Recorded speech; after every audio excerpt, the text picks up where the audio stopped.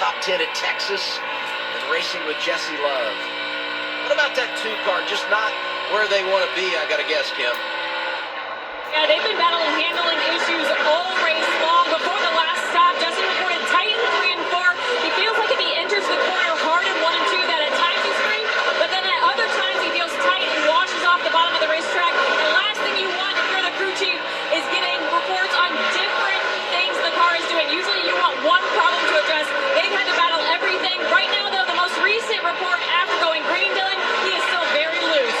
Again, something to watch back at the front of the field as we monitor the gap between the 88 of Larson and the 19 of Brent Cruz. Marty Lindley came on the radio right at the start of this run and told Kyle, hang with me for 20 laps and we'll be better. That's where they feel like their sweet spot is on the long run. But they also just came back on the radio, Marty did, and told Kyle the 19 is better. We need to be better.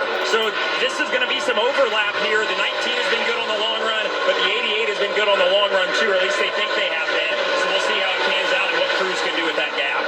So one thing to keep in mind, lap traffic always plays a role in the outcome of the race here. And as you look at Larson lapping these cars, there are cars all the way around the racetrack. Look at this. The whole field is spread out. There's no clean air anywhere on the racetrack.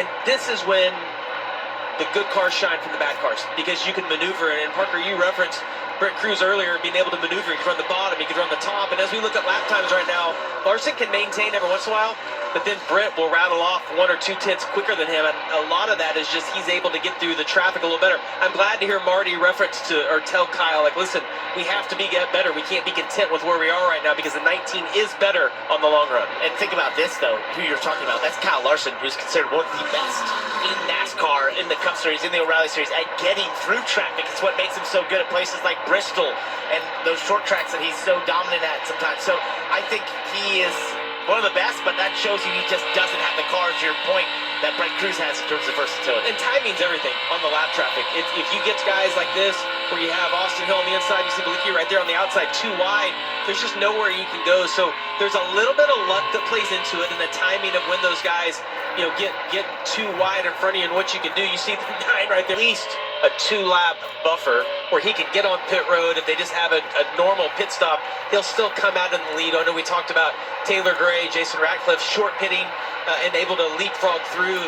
There's not quite as big of a lap time fall off here, so the advantage of short pitting isn't near as much of an advantage as we saw at Kansas a few weeks ago. Well, you referenced Taylor Gray and what he did at Kansas. They didn't take the race lead until there were 48 laps remaining. They did it all through that green flag cycle. Larson didn't lead at Las Vegas until we had 47 laps to go. So we may not yet have seen the guy that's going to win this race at the front. Really, it is all about how do you execute this green flag stop. And as we come to 59 to go, I'll also remind you that when Taylor Gray made that great call with he and crew chief Jason Ratcliffe at Kansas, they did it with 57 laps remaining. So we're starting to knock on the door of that time when you'll see that. And speaking of, here we go. 7th in the running order, Carson Kvapil giving up that spot to come down and get scheduled green flag service with 59 laps remaining here at Texas. Coming your way, Kim. And like you mentioned, Adam, pitting from the 7th position, exactly what he told me. He said, I'm hoping to be top 10 by that final stage. We'll see how this green flag stops go. But he said pushing tight is what he told his team, specifically center of 3 and 4. So an air pressure adjustment for that RV Chevrolet of Carson Kvapil. Those right side tires going looking a little bit slow on that stop. And that also takes Sunoco fuel.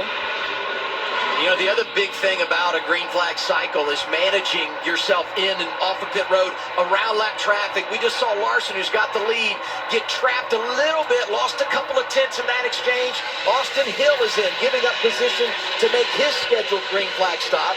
It comes with 58 laps to go. He was running inside the top 10.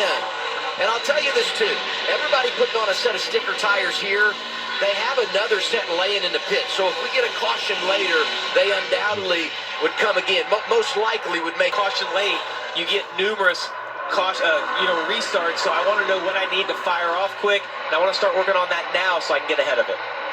36 to go. Let's go full throttle with Sound Gear. Wherever sound is a problem, Sound Gear has the solution. Scan the QR code to learn more at soundgear.com. Turn it up.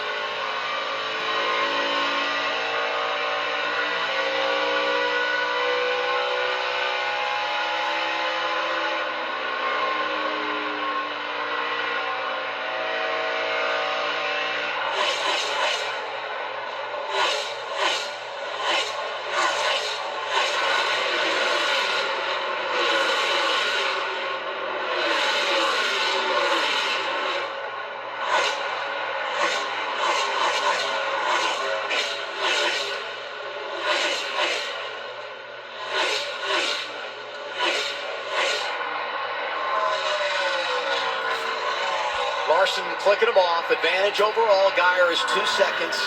Cruz in third is 4.8 seconds back. He's in line for the dash for cash. His teammate Brandon Jones in fourth. Parker Retzloff rounding out the top 5, looking for his best ever run on a mile and a half. Austin Hill is sixth. Quapple, Mayer, Creed, and Sammy Smith complete the top 10. What started to level out now, it's at 2 seconds, the gap from Larson to Allgaier. He was chipping into it pretty good there for a while, made up well over a second.